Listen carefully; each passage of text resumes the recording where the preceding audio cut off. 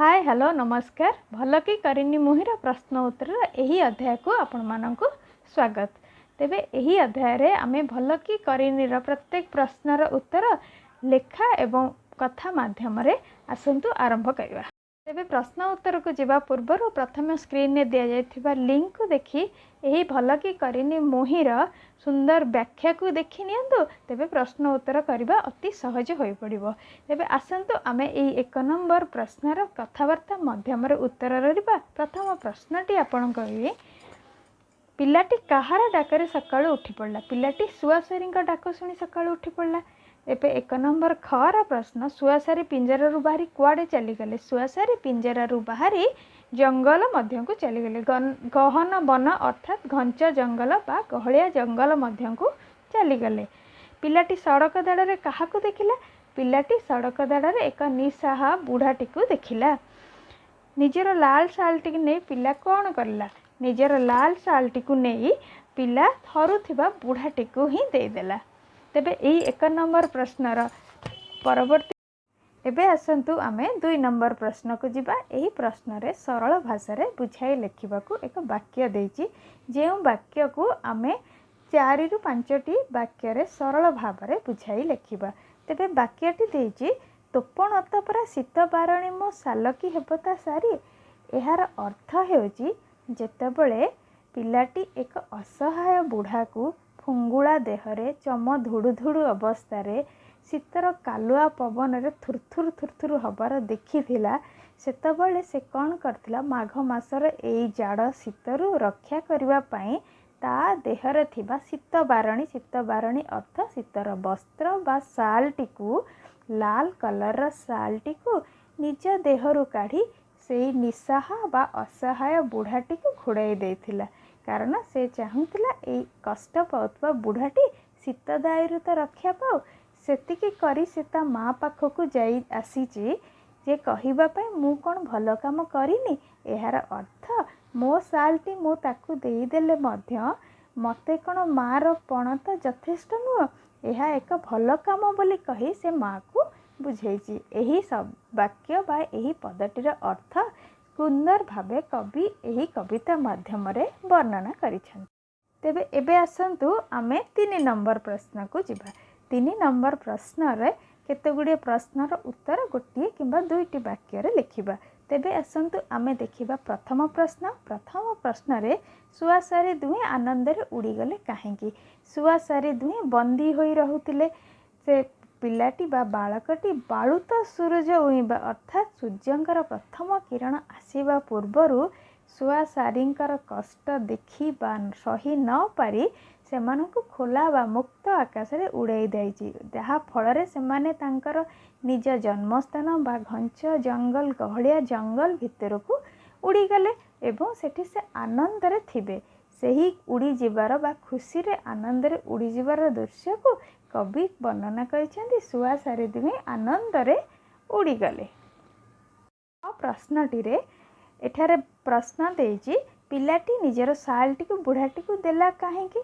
पिलाटी बुढ़ार दुख कष्ट बा एते शीतर जाड़ माघ मासरे बाघ परी जाड़ शीत जोंथरे कि खोला देहरे चम धुड़ु धुड़ु होइथिबा बुढ़ाटी असहाय अवस्था रे रास्ता दाढ़े बसिथिला। एही दुख को सही न पारी पिलाटी तार निजर लाल शालटी को बुढ़ाटी को घोड़ाई देछि। ग प्रश्न को जिबा। ग प्रश्न रे बणे सुआसारी उड़ीगला परे साथी मेल रे कौन करुथिबे। बणरे सुआसारी जेतेबेले उड़ीगले बा ये जो मुक्त आकाश रे उड़ीगला परे घंच जंगल बा गहन वन को सुआसारी गला परे से तांकर जन्मस्थान को चली गले एवं सेठारे सबु सुआसारी मेल रे आनंद रे गीत गाउथिबे।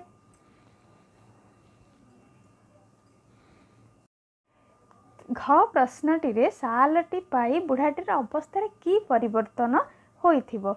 बुढ़ाटी असहाय अवस्था रे फुंगुला देहरे बाघ परी जाड़ शीतरे थरथर रही बाहर बा रास्ता कड़े बसीथिला।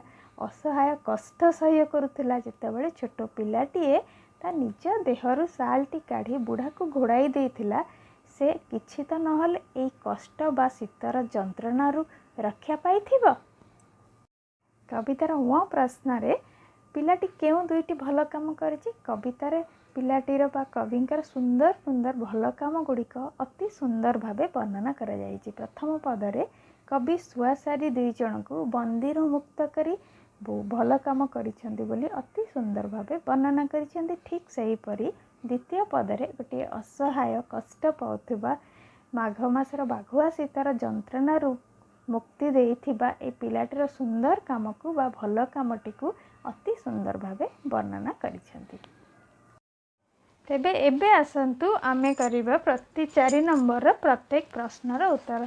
4 नंबर प्रश्न रे गोटे वृत्त मध्य किछि शब्द देइछि सेथि मध्यरु आमे जोड़ा शब्द को बाछि करी लिखिबा बा सेही मध्यरु आमे जोड़ा शब्द तैयारी करिबा। तेबे आसंतु प्रथम प्रश्न बाळुत बाळुत सूरज, पोसा पोसा सुवासारी, सड़क सड़कर दाढ़े। ठीक सही परी फुंगुला फुंगुला बुढ़ा, बाघुआ जाड़े अर्थात बाघ परी शीत, हाबुका माड़े, नियासी मन। एहीपरी आमे प्रतिटी जोड़ा शब्द तैयारी करि पारले। एबे आसंतु देखिबा 5 नंबर प्रश्न। 5 नंबर प्रश्न रे कवितारे किछि काम को बुझाइथिबा शब्द एपरि आमे कर्म कर्म करुथिबा शब्द गुड़िक जेमिति उठिली रु उठिल। ठीक सही परी उड़ाई उड़ाइल, काढ़ी काढ़िल, घोड़ाई घोड़ाइल, करी करिल। एहीपरि 5टी शब्द आउ किछि शब्द मध्य आमे चेष्टा करी बाहर करी लिखि परिबा। एबे आसंतु करिबा 6 नंबर प्रश्न। 6 नंबर प्रश्न रे शुणिलारू जेपरी शुणी ठीक सही परी केते गुड़िया शब्द तार आमे नुआ रूप लिखिबा। शब्द गुड़िक देइथिबा शब्द गुड़िक हैला हेला हेलारू हेई, देला देलारू देई, तरिला तरिलारू तरी। सेहीपरी काढ़िला काढ़िलारू काढ़ी, उड़िला उड़िलारू उड़ी और पाइला पाइलारू पाई। एहीपरी 6 नंबर समस्त प्रश्नर उत्तर सरिला। एबे आसंतु देखिबा 7 नंबर प्रश्न। एबे आसंतु आमे करिबा 7 नंबर प्रश्न। 7 नंबर प्रश्न रे देछि धुडु धुडु परी आउ केतटी शब्द एही कविता माध्यमरु बाछि तळे दिया जायथिबा कोठरी मध्य रे लिखिबा। जेपरी फुरु फुरु ठीक सही परी धुडु धुडु, उड़ी उड़ी, थुरु थुरु एहीपरी शब्द गुड़िक बाछि आमे कोठरी मध्य रे लिखिबा। तेबे एबे सरिछि हमर 7 नंबर प्रश्न। 8 नंबर प्रश्न रे आमे तैयारी करिबा विपरीत शब्द।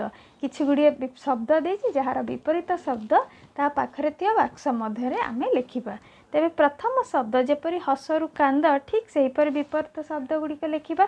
प्रथम हैला सुख सुखर दुख, भल भलर मंद, आपणा आपणार पर, बाळुत बाळुतर वृद्ध। एबे सरीगला 8 नंबर समस्त प्रश्नर उत्तर।